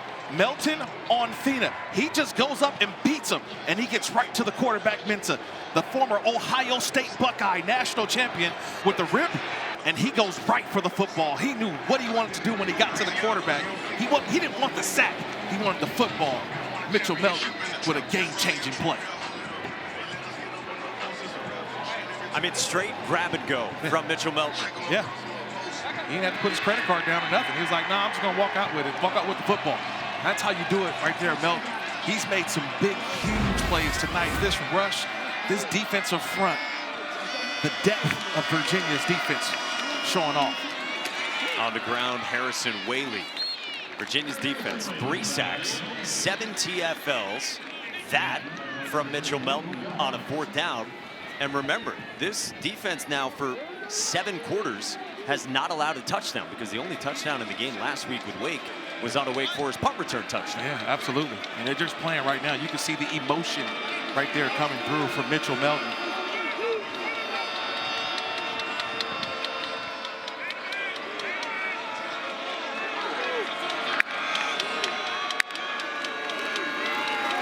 Whaley picks up 2, third down coming up. Francois and Bryce Davis on the stop. Right now, elsewhere in the ACC, number 16 Georgia Tech is down by 11 with the third quarter coming to a close in Chestnut Hill against 1-9 Boston College. So Tony Elliott's team trying to get to 9-2, 6-1 in the ACC, and get even closer to Charlotte.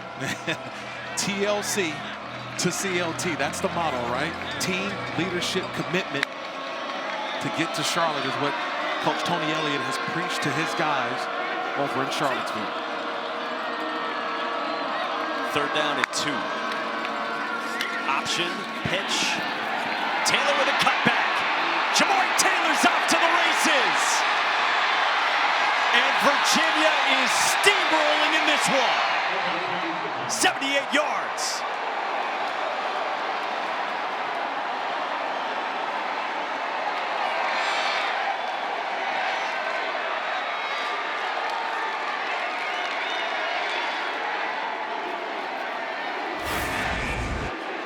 want you to watch here. Here's the safety, Caleb Weaver. He's got to make the play. So he's got to come with an inside-out angle. He overruns the play, and then watch on that pitch. The pitch to Jamari Taylor. See, when you overrun Weaver, he cuts right in front. And then if you don't have anybody there, go ahead and start playing the fight song, the Virginia fight song, because that's what happens. Jamari Taylor to the end zone for the touchdown. An incredible season for Jamari Taylor continues. It's the longest run of his season with the Cavaliers. Like their hair on fire today. To that point, Tony Elliott had said all season, we played with fire. He said last week we got burned. They have been ablaze themselves since the start in this one. Don. Yeah, so has Jamari Taylor. Guys, did you know you didn't even play running? So maybe a homecoming, you could say, for Jamari Taylor as well. Darian Mensah and Duke swarmed again. Fisher K-Mac gets home with some help from Jason Hammond. And now they're just four-man rush. So it's not extra 5 or 6. Watch the four-man rush operate. Just a little couple stunts and twists. Nice little Tex game in there. Where tackle goes first, end goes second. And right now they're feasting on Darian Mensah. On second and long, Mensah on the deep out. Cooper Barkate, only his second catch. Third down coming up for Duke. You said it, who saw this coming? I mean, Duke was favored by nearly a touchdown in this game, and yet Virginia is up 4 scores on Manny Diaz's Blue Devils. What a bounce back from Virginia. You said it, after the first loss in a while, going down after Chandler Morris got knocked out of that game about midway through the second quarter last week against Jake Dickert, who's doing a very nice job in year 1 with the Deeks. Third down and 3. Mensah got away from Rickert. Deep shot. Incomplete. Intended for Andrell Anthony, who had the safety Ethan Minter with him in coverage. There is a flag down. Back in the pocket. I wonder if this was a late hold. This is frustration coming out, Kirk. After the play, unsportsmanlike conduct, offense number 77, his first of the game. 15-yard penalty. It's 4th down. So that's a right guard, Justin Pickett, redshirt senior, captain on this team, super experienced at the end of it. Yeah, just stuff you don't need. And now you mentioned it. Thanks, Don, on that one. That's just frustration. Right here, at the end of the play, just a little bit of extra by Pickett. So Cade Reynoldson's got to come out and punt it away with just over a minute left in the third.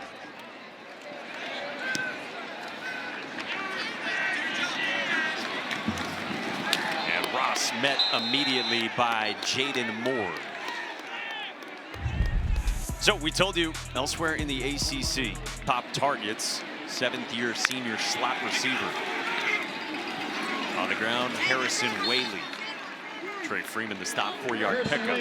Where do you think Virginia fits in? If you're just talking about who's the most talented teams in the ACC, where does Virginia fit? Well, I think they fit toward the top because of the quarterback. You need experience when you have these moments. And remember, Virginia has a bye week next week. So they're going to get even healthier. They'll have time to rest. And then they got a big, big matchup where Coach talks about their state championship as they take on Virginia Tech in the regular season finale. Whaley again, nothing doing off the right side. It's a loss of 1. David Anderson, the stop, third down coming with just 20 seconds to go in the third. Yeah, there's a lot to build on here. Is that final play of the quarter, but there's still a lot to build on for Virginia. I just think they're not settled. Never settled right now the way this defense is played and offensively. It's been a complete effort through 3 quarters for Tony Elliott's team. Bouncing back from just their 2nd loss of the season. It's the end of the 3rd quarter. Of complacency, right? And a little thing, we didn't take the field that last series as a defense. We had guys sprinkle on the field, so I corrected that. Same thing with the offense. Finish the game. Thank you, Coach. So I corrected that. That about describes Tony Elliott's level of dialed in right now. Yeah, you can see it. He's let them know. And, you know, talking to coach before the game, you know, he pulls from his time as offensive coordinator at Clemson when he realized that there are points in the season where it takes everyone, not just players, it takes trainers, it takes equipment managers, the entire staff. You wear a V on your chest for Virginia, you're all involved.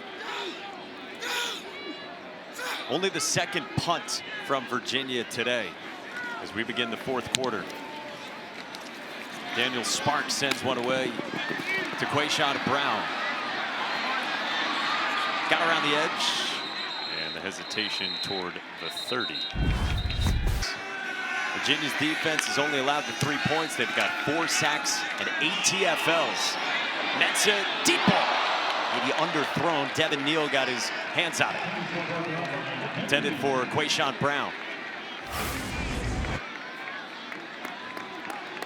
Would have been an unbelievable one-handed interception by Devin Neal, but again, watching the Virginia defense, they're unafraid to get beat deep.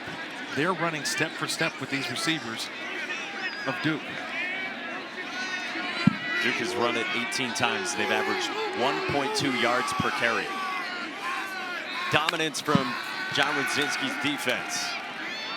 Mensah to his tight end, Jeremiah Hazley, took the hit from Maddox Marcellus. Manny Diaz has been preaching to his team, you got to do this every single week.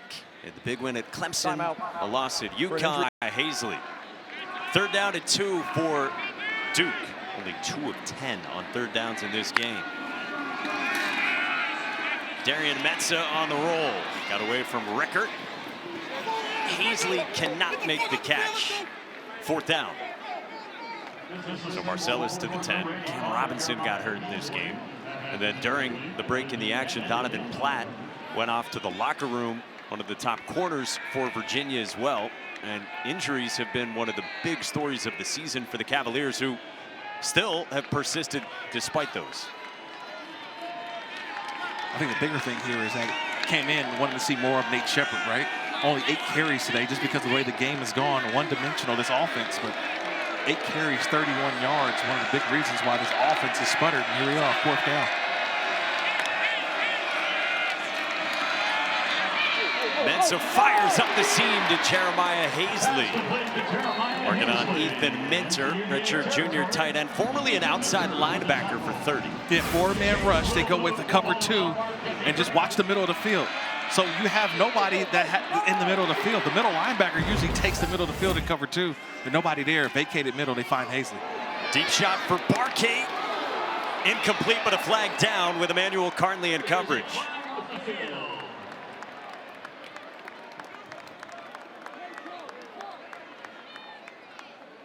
Christian Charles, the safety, had come over as well.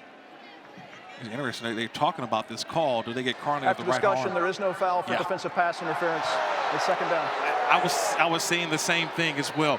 I looked at it and I said, well, do you see restriction? Watch 19 Carnley. Is there a restriction? He has his hands on him, and there's there a restriction from the football. I think that that's an early hand on him. I think you probably could have thrown a flag, but the hard part is that the ball, as it was coming in, was knocked away with his hand. So I thought it was a bang-bang call. Could have seen a call go either way on that one, but they decided to pick it up. Here is Shepherd. Fisher K-Mac wraps him up after 5. And Manny Diaz was talking with us yesterday, Kirk, about the up and down nature of this season. And he's been saying to his team, you got to bring it every single week. And they just haven't been able to here tonight. Yeah, I think Illinois and Tulane, they had back-to-back losses earlier in the season. And then they went on a nice little run. And then Georgia Tech, they didn't play well, or they played well and they didn't get the victory. But I think last week's losses won it really. It's kind of stuck with them now, 2 weeks in a row. Mensah on the move, went sliding down. That's where the slide starts at the 22, as James Jackson came on the hit at the end of it. Got a flag down.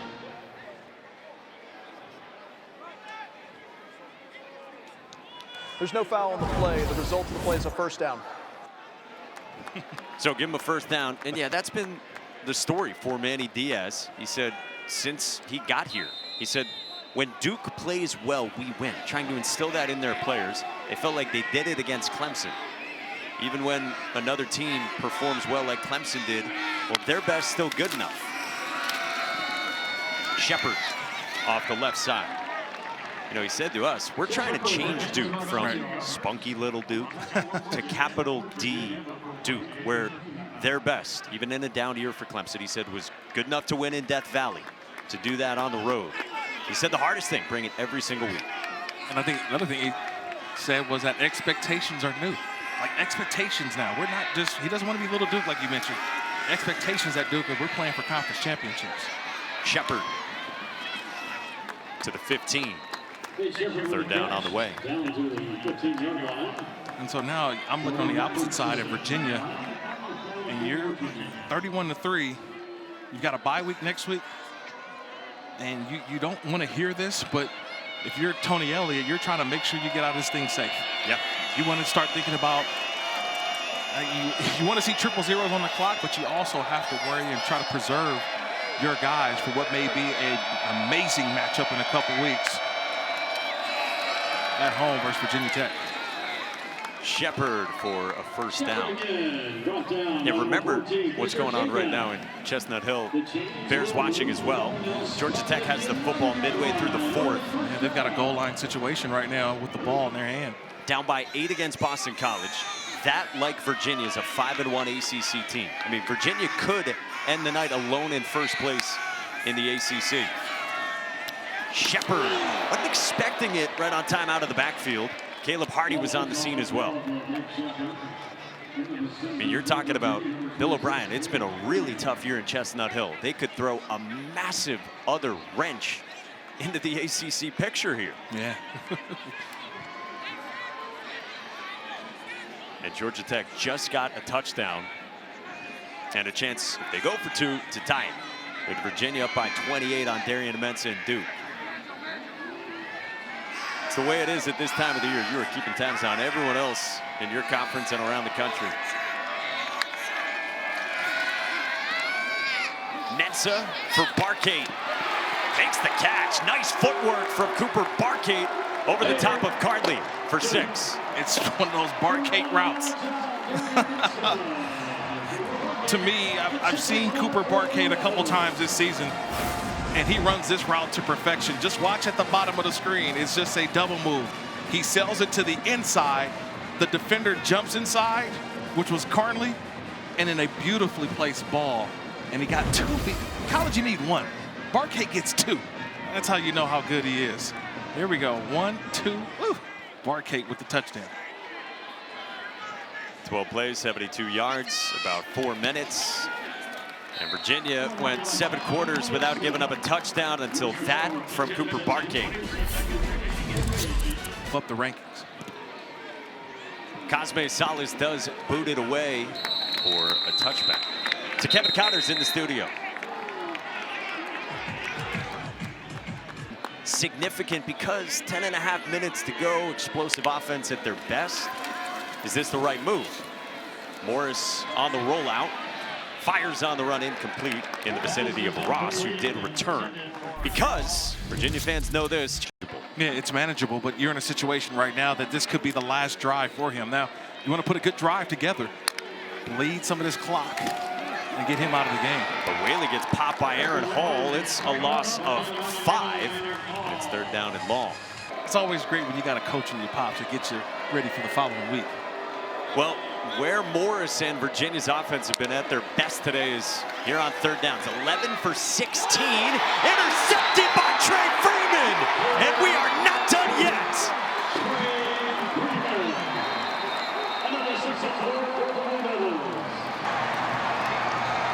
Ruling on the midfield is an interception return for a touchdown. Timeout for an injury to a defensive player. And Freeman went down after the pick 6 that resuscitates Duke for the moment. What a job here by Freeman. He's on the outside to the left, and he just jumps this. He read screen all the way. First a hit on Morris, but a nice job by Freeman going in, and he jumps this route that was going to Courtney, and he runs in and immediately, like he grabbed that left week. And then what else is going on? Now, interception return for a touchdown, you're in a ball game. Chip it short. Antonio Clary, the fair catch. We check in with Kevin in Chestnut Hill.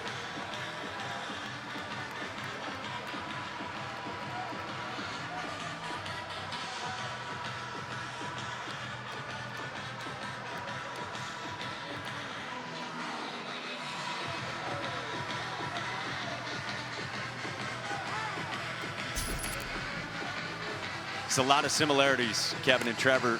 Virginia and Georgia Tech, the number of close games, the heart of a champion they've shown this season. Yeah, it's funny to see which team is going to maintain, who finishes, right? That's what Coach Tony Elliott said in his fourth quarter talk. Who finishes? So they both have leads for now. Harrison Whaley on the ground. I mean, you go back to the interception from Morris. We said veteran quarterback can't make that throw, but also that they chose to throw it and not just run it. 100%. And you see how this drive starts. This drive starts with it on the ground. You've got two quality running backs, and it's time to feed them. The fourth quarter, always ask, or I look at the end of a game, Mike, and I always see how many fourth quarter runs. How many times did you hand the ball off in the fourth quarter? It tells me a lot about how the game was played. If you get a lot of fourth quarter runs, meaning you're ahead and you're bleeding the clock, I think that's what you're going to see here from Virginia. Whaley with a cut, dragging Francois to midfield. Finally wrangled down by Bradley Gompers after 19. Can you hear that? That's a sigh of relief from the Virginia sideline. Realizing, okay, we can run the football. We can get downhill. We get some good blocks. Rely on your offensive line. And you get two quality runs back to back, and you say, okay, we can relax a little bit now. Jamari Taylor enters the game. He's run for 126. Whaley's gone 16 for 62. Basically the best case scenario that Des Kitchings was hoping for from RB2. Midway through the fourth. Steady diet of run with Taylor slipping tackles. Gompers on the hits. Got a flag down on the far side of the field. And that's not going to help. A personal foul, face mask on Duke. Personal foul, face mask, defense number 21. 15-yard penalty with an automatic first down. Unnecessary and really unacceptable from a redshirt freshman corner away from the play. Yeah, Landon Collins, he's locked up over there with Jamal Edrin. And Edrin's over there, he's blocking and blocking. And you'll see it right here. Edrin's trying to block him, and you see just holding on to the face mask is Landon Callahan. Holding on to the face mask. Yeah, maybe he could argue after seeing it that Edrin started that. Yeah, but who held on longer? And nonetheless, it's costly.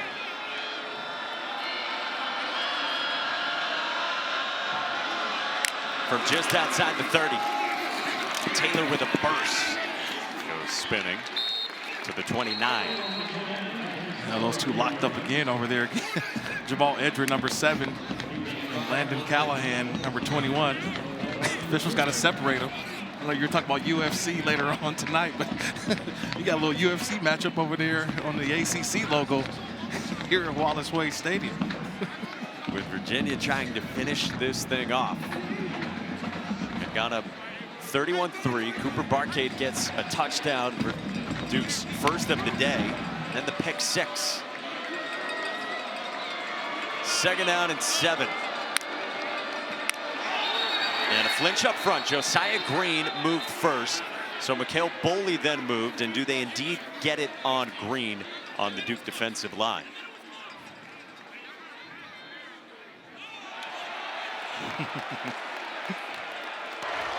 False start, offense number 52. 5-yard penalty, second down. So they give it to Boley, who did what you're coached to do. That's what you're taught to do, right? A defensive player goes in the neutral zone and he entices the offense to jump offside. I think that's a bad call. Should have been defensive offsides or in the neutral zone on Duke.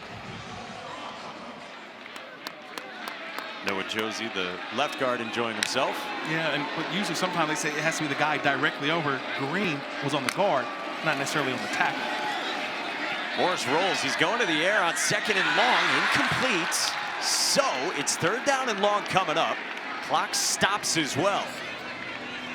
You're probably outside of Will Bettridge's field goal range. Huge third down coming up. Yeah, huge third down. As Chandler Morris clapping his hands. He wanted that football to Edrin. think defensively, if you're Duke, right, keep everything in front of you. Force the field goal if they try to kick it, but you don't get beat deep here. So I would force the underneath throw from Morris. And does Morris take the underneath throw? He's trying to push it down the field. Virginia on third downs tonight has gained 248 yards, most by any team in any game this season. And he wants the one-on-one. Play clock was winding down, and did Virginia take the timeout? They did. Timeout. Virginia. And this is what Tony Elliott was barking at his team about going to the fourth. He is furious. Let's check in with Kevin and Trevor in the studio.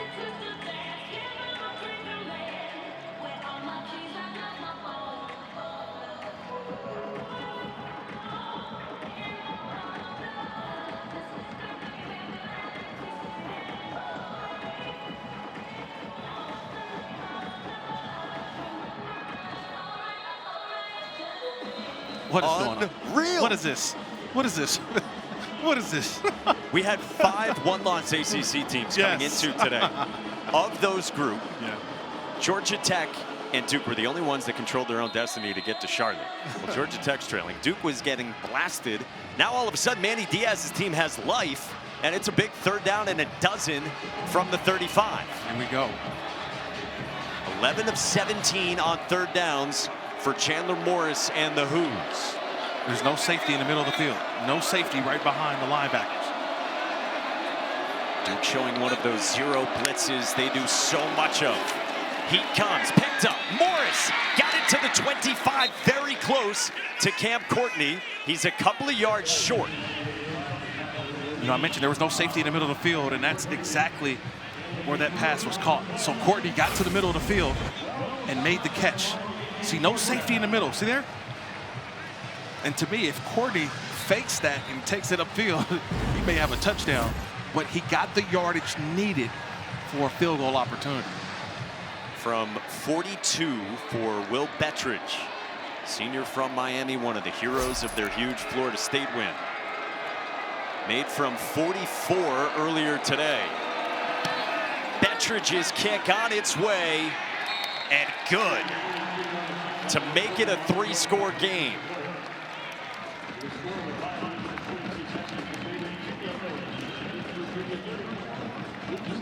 Still frustration from Tony Elliott, talking with one of the leaders on this team, one of the captains, guys known a very long time, all the way back to Clemson and Sage Ennis. Yeah, to a future coach, he said, right? Sage Ennis, one of the guys he can lean on to get his message to the team.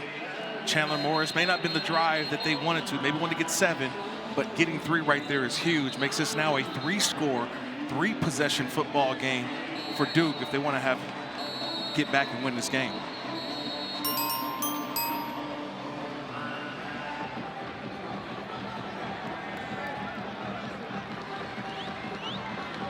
Samir Higgins back deep to get it from Eli Slybeck.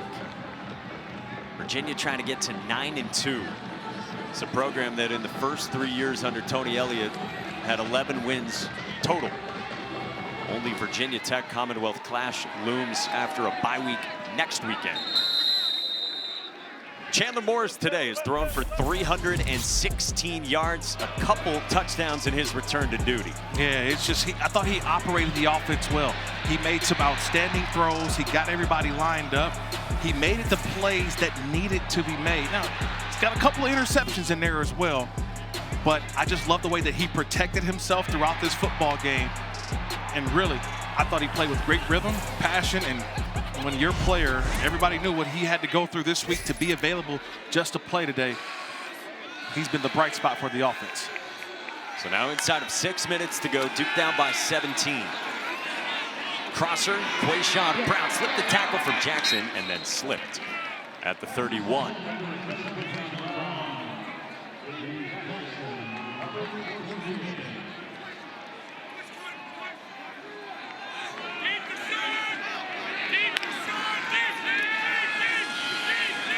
That's a Anderson Castle close to the 35, close to the sticks, about a half-yard short. Yeah, so if you're John Rudzinski, the defensive coordinator for Virginia, you're telling your guys, hey, tackle them in bounds, okay? Keep everything in front of you.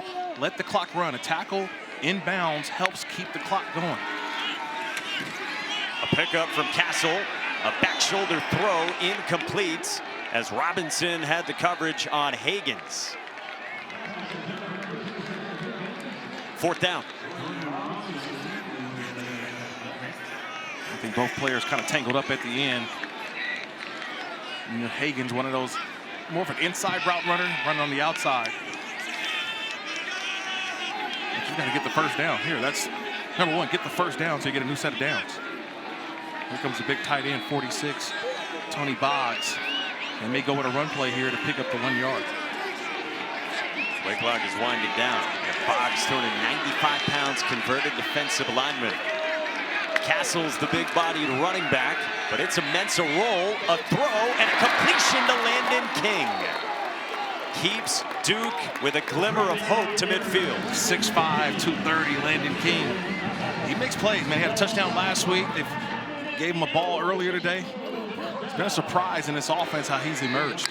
Now they're going up tempo, so they still have the 4th and 1 personnel in the game as Mensa climbs, completes. It's Andrell Anthony getting involved for his first catch of the ball game after the 4th down conversion.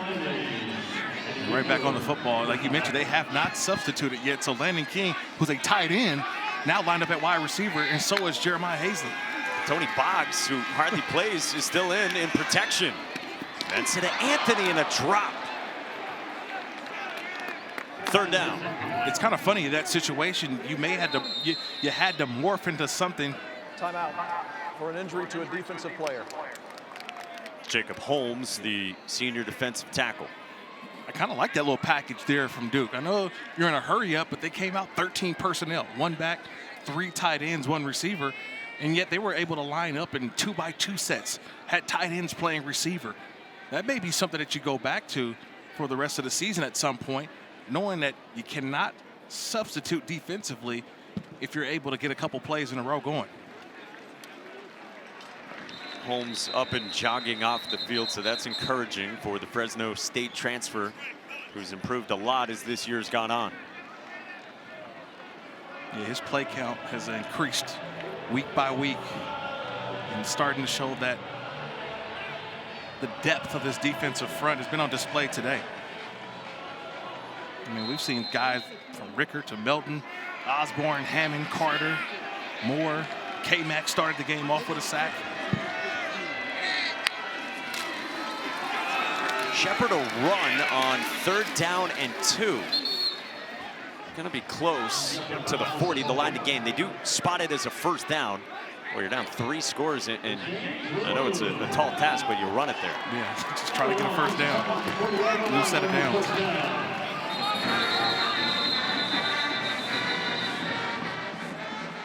The ruling on the field of a 1st down is under further review. And now they'll have a look at this on the run from Shepard. Just taking another look, there's our yellow line, our virtual yellow line. That is not the exact line to gain, but if we're going off of the virtual line, he looks to be short. I'm with you. I think just short of the 40.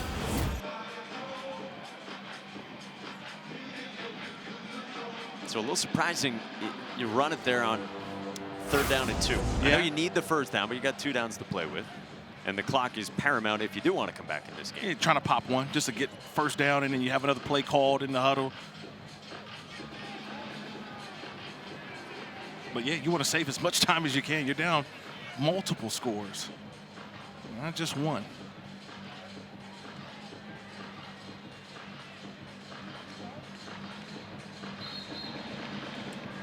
You know, as we've got craziness going on around the conference. You got Georgia Tech at Boston College locked in a 1-point game late in the 4th. After further review, the runner was short of the line to gain. It's 4th down. So as expected, it is 4th down now for Manny Diaz's team, down by 17.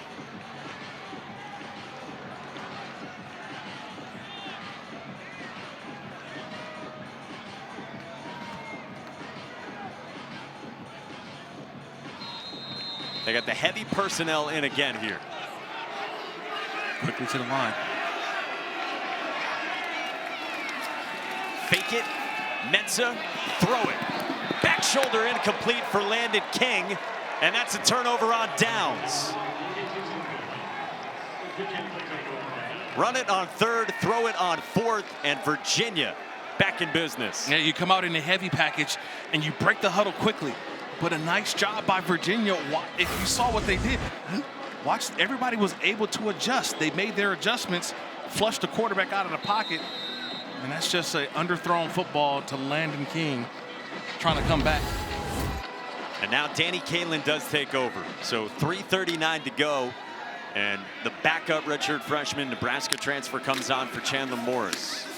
This is Zay Davis on the give straight ahead for 4. Remember, Kaelin, of course, took over in the first half for Morris, played his real first non-late game scenario, garbage time action of his career. He did have a snap in overtime of the Louisville game, didn't touch the ball. So last week was a big, big moment for him. And now he'll try to clean this one up. Yeah, big moment. Remember, he got into the game right away and had a big long run all the way down. He pulled it on an RPO.